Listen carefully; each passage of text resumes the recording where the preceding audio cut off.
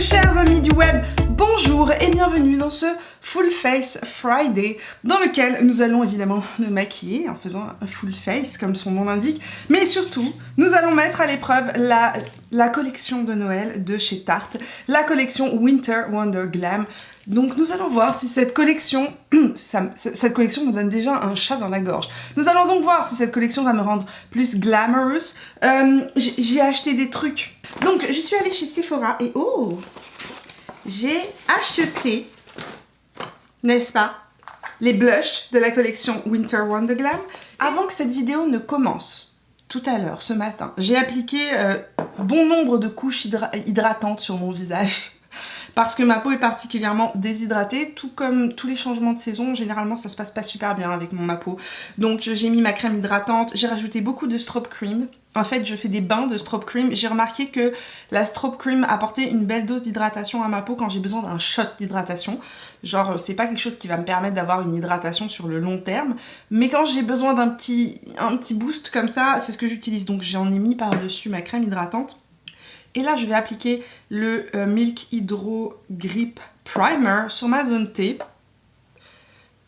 Juste avant, au début de cette vidéo, je sais que vous allez me poser la question et me demander qu'est-ce que j'ai mis sur les lèvres.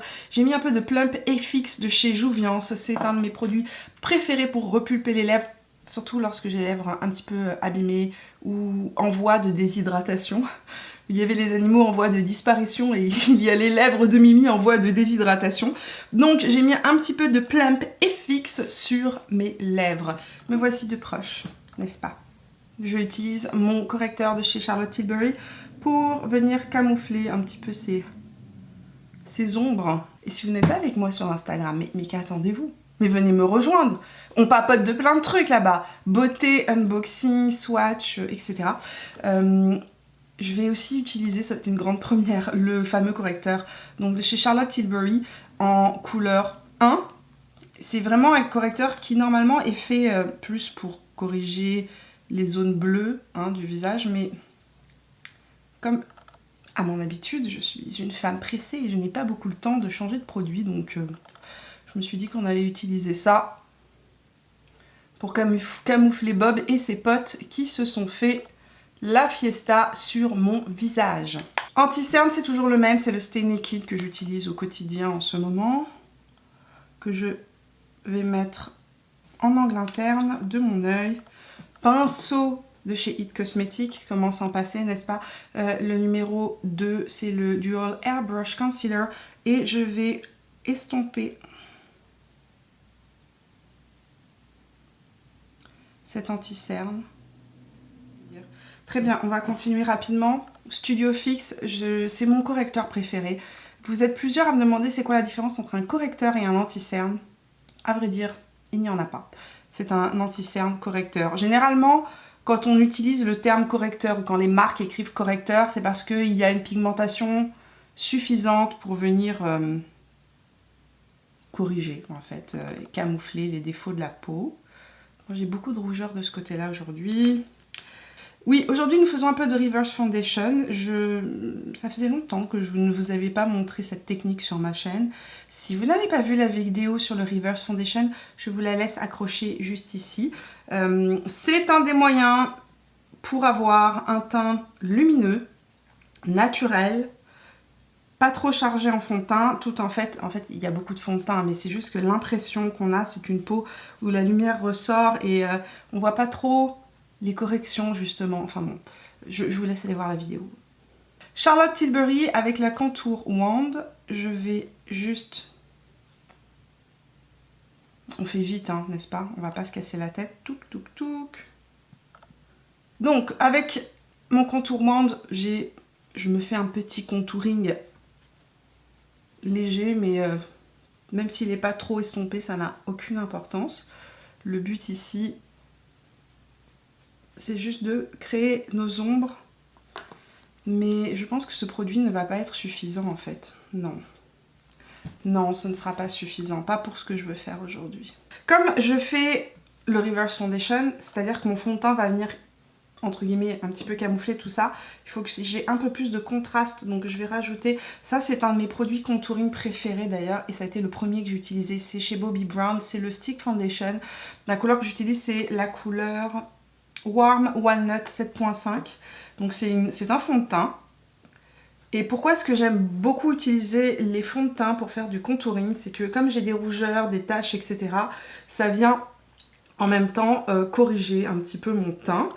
Et c'est vachement efficace en fait si vous avez des rougeurs. Enfin, on en reparlera dans une prochaine vidéo sur comment est-ce que le bronzer peut corriger les rougeurs justement. Donc, ring light et teinte. Je ne sais absolument pas ce que je vais mettre comme fond de teint aujourd'hui. Je suis en train de me poser la question. Aujourd'hui, je vais utiliser le fond de teint Stay Naked. Je vous en ai parlé plus en profondeur, n'est-ce pas? Je vous en ai parlé dans ma vidéo sur le classement des meilleurs fonds de teint. C'est un fond de teint que j'aime beaucoup utiliser lorsque je veux une couvrance légère justement. Et parce que je veux lui rajouter un petit peu de glow, un petit peu de souplesse, je vais mélanger une petite touche de... Vous savez que je fais toujours des mix, sachez-le. Donc je vais mélanger un peu de Stay Naked avec... Enfin, j'ai mis 2 pompes de Stay Naked et une pompe de Anastasia. Ça va lui donner un tout petit peu plus de lumière en fait, tout en gardant ses facultés à matifier ma peau.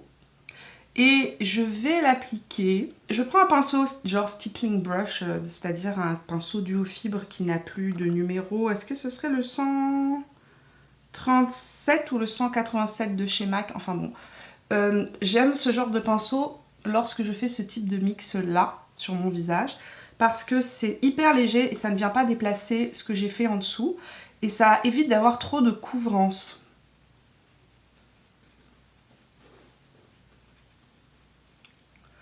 Je prends une beauty blender et en fait ensuite ce que je fais c'est que je viens juste fixer le fond de teint dans la peau et ça permet aussi d'estomper les petites traces qui auraient pu rester suite au passage du pinceau duo fibre. Je vais aller faire mes sourcils hors écran, appliquer ma base pour les yeux hors écran et je reviens pour qu'on passe à ça. Base P. Louise appliquée, nous allons passer à la palette de chez Tarte. Donc Tarte sort en édition limitée pour Noël une palette qui s'appelle la Winter Wonder Glam.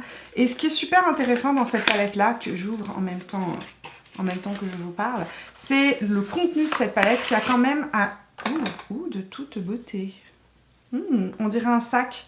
On dirait un petit sac de soirée, c'est trop mignon. Je suis un petit peu surprise. Ah, par contre, ça commence déjà à se péter. Les séquins qui sont dessus commencent déjà à partir. Ah, déception, Tarte, déception. Et j'essaye de l'ouvrir sans tout casser. Oh, pas mal. Pas mal. L'intérieur est bien pensé. Ça fait un petit peu comme un coffret en fait. Donc on a un gros miroir. On a une petite couverture de plastique. À l'intérieur, on a 24 fards de toute beauté. Franchement, les fards sont magnifiques. Alors, je les ai juste swatchés chez Sephora. Je n'ai pas encore plongé mes doigts dedans. La palette est quand même complètement neuve. À l'intérieur de la palette, donc on retrouve 24 fards. Il y a un pinceau double embout, un mini mascara et un mini liner, ce qui est relativement intéressant pour ce prix-là si vous avez envie de découvrir les produits de chez Tarte. Le mascara qui est à l'intérieur, c'est un Light Camera Lashes, qui est un mascara que j'aime bien de chez Tarte, que je trouve assez intéressant. Le liner de chez Tarte est pas mal, c'est pas mon liner préféré, mais c'est un liner qui est quand même très bien, on s'en sort parfaitement avec, il est assez noir, il tient bien. Et puis à l'intérieur, ils nous ont mis un pinceau. Et généralement, il faut savoir que je ne suis absolument pas fan des pinceaux de chez Tarte. Il y a un petit pinceau double embout avec d'un côté un peu des poils plats et courts et de l'autre côté un pinceau plus fluffy, donc pour les ombres de transition. La palette est disponible sur le site de Tarte mais aussi chez Sephora Canada et chez Sephora France. Son prix au Canada est de 65 $ canadiens et son prix en Europe, en France, est de 55 €. Voilà pour les détails techniques de cette palette qui franchement à ce prix là avec le nombre de fards qu'on a à l'intérieur et le pinceau, le petit mascara, etc. Je trouve que franchement c'est un très beau kit avec vraiment un vrai intérêt. À l'intérieur de la palette nous avons 3 finis différents. Il y a des mats démétallisés et des pailletés. Et dans les pailletés en fait ce sont ces fameux pailletés qui fondent aux doigts. Il y a une espèce de colle, j'ai envie de dire, à l'intérieur, mais vous allez comprendre si vous appliquez votre doigt dessus. En fait il y a déjà un liant à l'intérieur qui ressemble un petit peu à une colle, à une glitter glue, qui permet en fait d'appliquer les paillettes juste par pression au doigt. À l'intérieur de la palette, sur la première ligne de la palette, tout en haut, il y a les couleurs Up to Snow Good, Shiny and Bright, Pop Fizz Clink, Crushing, Sterling et Steel. Sur la deuxième rangée, on retrouve la couleur Cocoa and Cream, Dazzling, Hot Toddy, Spiced, Mauve Magic, Gangster Rapper. Sur la troisième ligne, il y a la couleur Slate Queen, Metalwork, Heavy Metal, Foiled Again, Velvet Ribbon, Midnight Magic. Et sur la dernière rangée, on retrouve la couleur Jewel, Reindeer Snack, Bobsled, Cherry Tart, Party Time et Black Diamond. Ce qui est intéressant de remarquer dans cette palette, c'est la disposition des fards. En fait, vous avez 6 mini palettes de couleurs. Si vous les regardez en hauteur, vous allez pouvoir observer qu'en fait, chaque ligne offre une déclinaison de couleurs qui peuvent être utilisées ensemble. Mais ce que je trouve aussi intéressant, c'est évidemment, bien sûr, qu'on peut mélanger les couleurs entre elles pour créer des nouvelles harmonies. Et je suis en train de swatcher les couleurs de transition de la palette et je trouve qu'il y en a certaines qui sont... Enfin, il y en a deux là qui sont un petit peu redondantes et inutiles. Hein. On a 2 blancs crème à l'intérieur de la palette. Au niveau des couleurs de transition, je pense que ça se voit sur ma main, c'est des couleurs qui sont assez pâles. C'est pas une histoire de pigmentation, la pigmentation est là, c'est juste que ma peau est un petit peu trop foncée pour certaines des couleurs de transition en fait qui n'apparaissent presque pas. Couleur Cocoa and Cream avec le Smith 232 et je vais tenter d'appliquer ça en transition et voir si la couleur ressort sur ma peau parce que ça a l'air d'être une couleur très pâle en fait. Et il se passe quelque chose. À ma grande surprise, il se passe quelque chose. Ou par contre, c'est méga poudreux.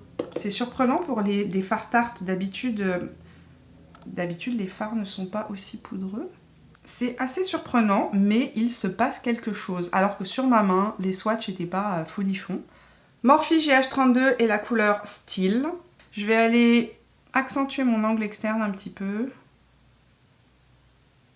Et l'utiliser en fait en transition et voir s'il se passe quelque chose ou absolument pas. Je viens de me rendre compte que mes réglages de caméra étaient faits n'importe comment et évidemment je me disais depuis tout à l'heure en me regardant dans le retour d'écran mais c'est incroyable, on voit rien. Bah oui, on voit rien. Tu fais n'importe quoi ma fille, t'as oublié de remettre tes réglages. Bon, en tout cas. Donc là, j'ai appliqué la couleur Steel en creux de paupière en fait, en angle interne. Je reprends la couleur Steel mais avec un gros pinceau plat. Et ne me demandez pas quel pinceau plat j'utilise. Ce que je vais faire, c'est l'appliquer sur toute ma paupière mobile parce que je trouve que la couleur est magnifique, mais vraiment magnifique. Smith 230 et la couleur Bobsled qui est ce marron ici. Et je vais l'appliquer en angle externe de mon œil. Fais pas trop de chute, ça va. Où va-t-on avec cette histoire-là? Je n'en sais strictement rien. Je ne sais pas où on va. Mais on y va gaiement, sachez-le. Morphe GH37 et la couleur Cocoa Cream que je vais estomper sous le dessous de l'œil.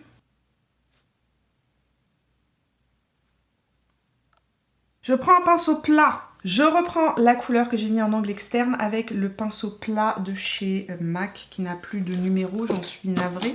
J'en ai un autre ici. C'est le 239 que j'utilise. Donc je reprends cette couleur-ci et je vais venir l'estomper en fait ici. Mais vraiment en angle externe.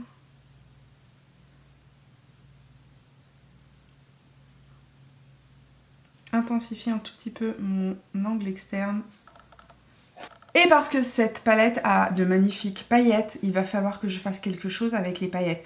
Mais j'ai pas encore testé les métallisés. En fait, on peut pas tout faire. Hein. On est tous d'accord que si je mets du métallisé, des paillettes, etc., rien ne va plus.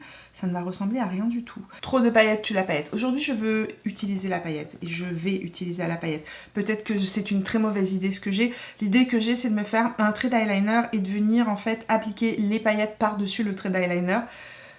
Je ne sais pas si cette formule se prête à ça parce que c'est une formule qui est plus faite pour venir appliquer les paillettes sur l'œil, donc je ne sais pas. Je vais utiliser un crayon de chez Marc Jacob, je vais utiliser le crayon Raw Cocoa que je vais appliquer, j'ai des paillettes sur les doigts, que je vais appliquer le long des cils de manière un petit peu grossière Je veux utiliser ça comme base crémeuse pour me faire un trait d'eyeliner pailleté avec les paillettes de la palette.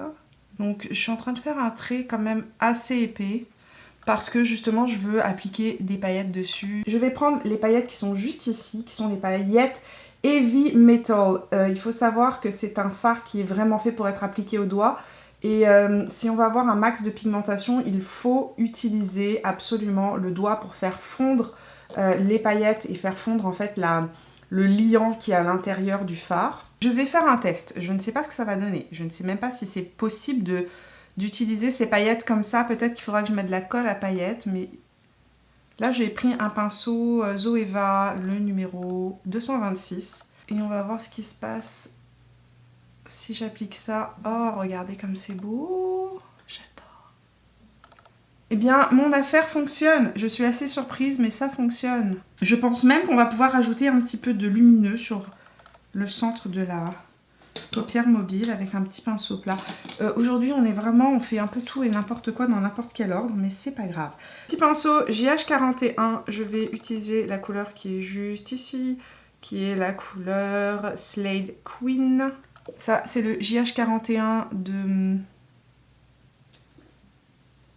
Ah non, il ne se passe absolument rien. Ok. Avec ce pinceau, ça ne fonctionne pas. Hein. Je viens d'utiliser donc le Morphe GH41 qui généralement est mon pinceau fétiche pour tout ce qui est fard métallisé. J'essaye de prélever la matière et il se passe strictement rien. Nous allons utiliser le pinceau proposé par Tarte pour voir si ça fonctionne mieux ou absolument pas. Donc je retente, cette fois-ci avec le pinceau Tarte, je prends les poils les plus denses et le côté le plus petit. Peut-être que ça va mieux marcher. Je m'énerve un petit peu sur la matière, je suis en train de lui faire un trou dedans. Ça a l'air vraiment patchy, ça n'a pas pris grand chose, mais ça en a pris un petit peu plus que avec mon autre fard. Et je vais essayer d'appliquer ça. C'est pas top, il se passe pas grand chose, j'ai un...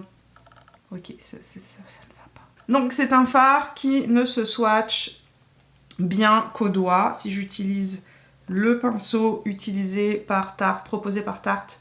Donc le swatch au doigt, il y a quelque chose. Au pinceau, il se passe pas grand chose. Annulons cette idée, c'était une mauvaise idée. Alors, au niveau des paillettes, ça s'est super bien passé. Au niveau du fard métallisé, je ne sais pas trop quoi en penser. Je vais tester un dernier pinceau un petit peu différent. Je vais prendre un petit pinceau comme ça, Elsa Makeup en poil synthétique. Et je vais essayer d'aller prendre la couleur lumineuse qui est juste là. Pour l'appliquer, on va mélanger les deux, tiens. Je vais essayer d'appliquer ça ici. Ah, là j'ai quelque chose qui se passe. Donc c'est peut-être juste le fard que j'ai utilisé qui n'était pas bon.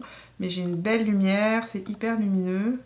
On retente avec le pinceau Elsa Makeup, peut-être que ça va être mieux. Ah non, mais il se passe un truc super étrange. Plus je passe le pinceau, regardez à quoi ressemble le fard. Il est en train de se désagréger sous mon pinceau.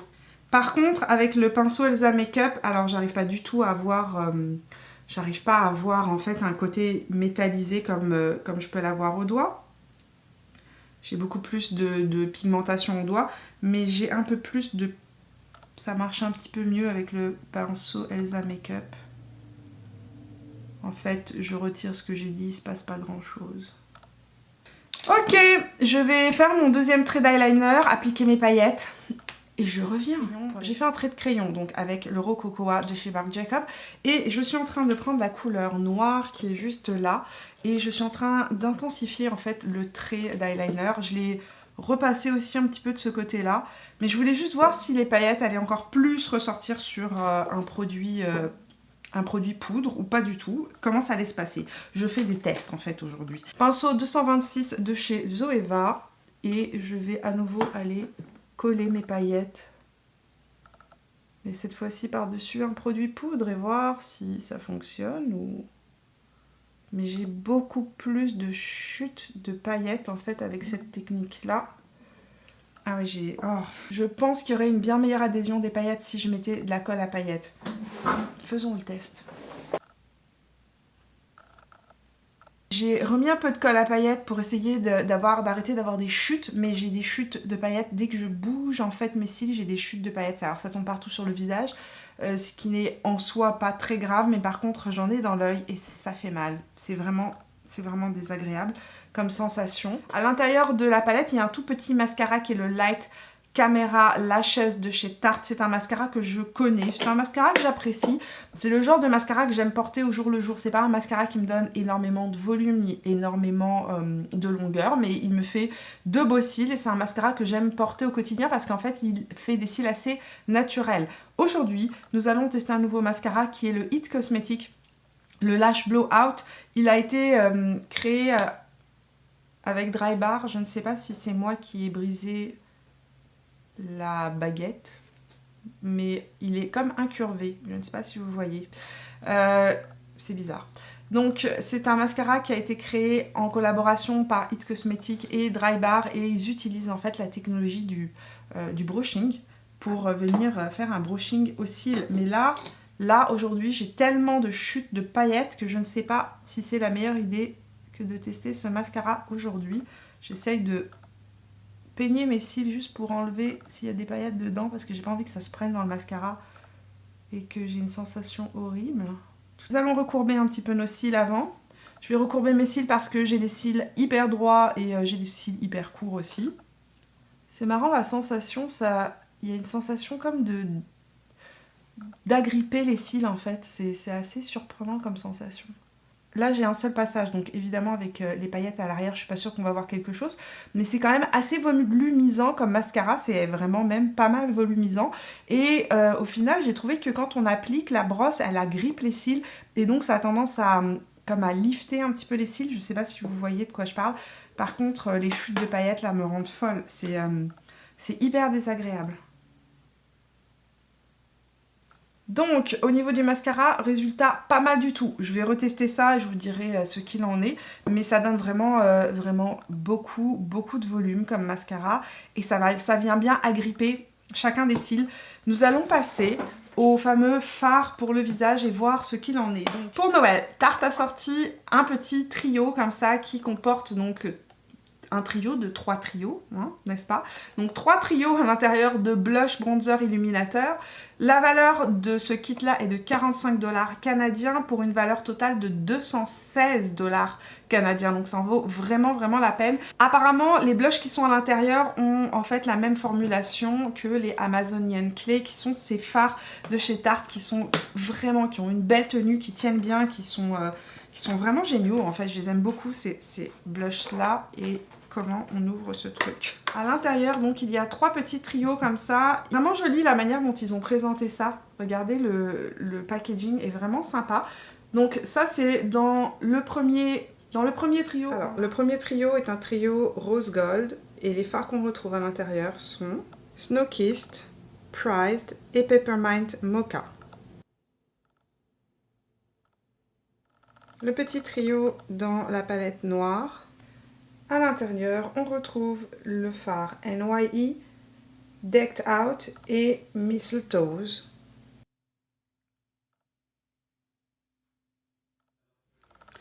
Le troisième est un kit doré avec une harmonie de fard pêche. Le premier fard s'appelle Frosty, le deuxième blush Sleigh Bells et le troisième, l'illuminateur, est Shimmering. Alors, j'ai utilisé la couleur ici Peppermint Mocha en bronzer. Mais bronzer, fard à joues, c'est un peu un 2 en 1. C'est très chaud comme couleur, sachez-le. J'ai pas une peau qui est très claire. Et déjà sur moi, ça sort très chaud. Ça sort un petit peu orangé. Donc je pense sincèrement que vous pourrez l'utiliser en blush si vous avez la peau claire.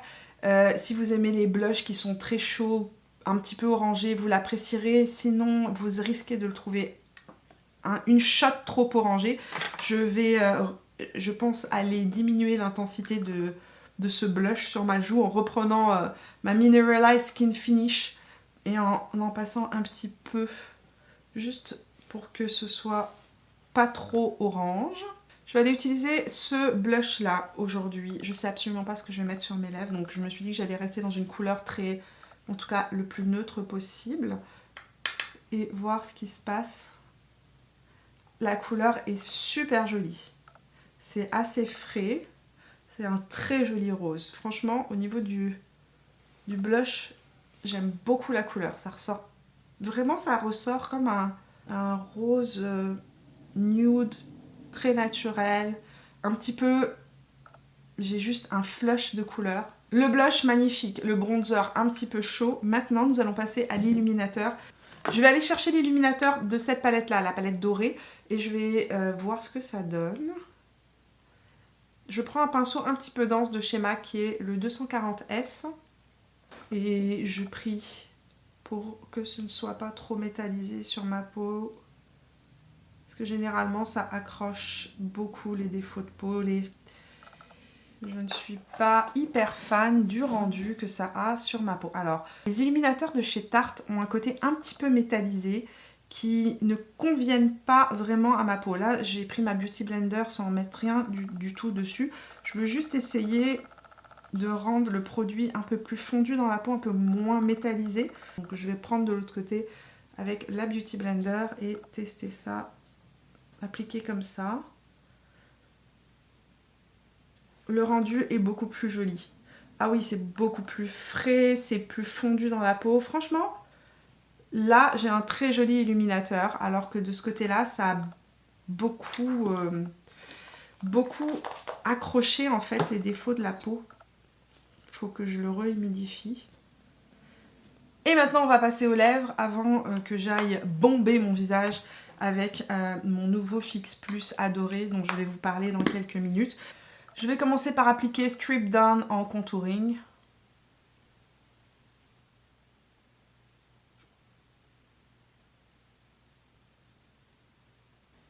On va tester le Bobbi Brown et voir si la couleur est pas trop froide. La couleur est belle. Ouh, j'en ai mal mis. J'ai les lèvres très abîmées et il ne marque pas les défauts à l'intérieur de la lèvre. Franchement, très beau rouge à lèvres.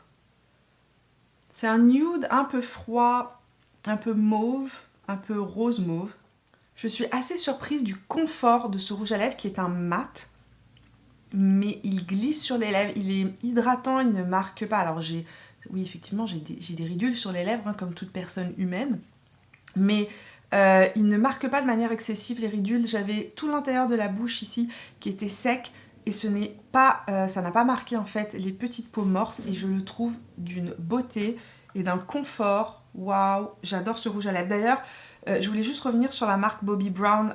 J'ai testé pas mal de choses depuis quelques semaines. Et franchement, c'est une marque qui mériterait qu'on parle beaucoup plus de ses produits.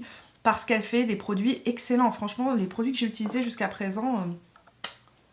merveilleux. Je vais mettre juste un tout petit peu de gloss pour finir ce petit make-up. Celui-ci, c'est le Baby Beige de chez By Terry. C'est un Lip Expert Shine. Juste en... ici, là. Là, juste là. Juste à l'extérieur de ma lèvre.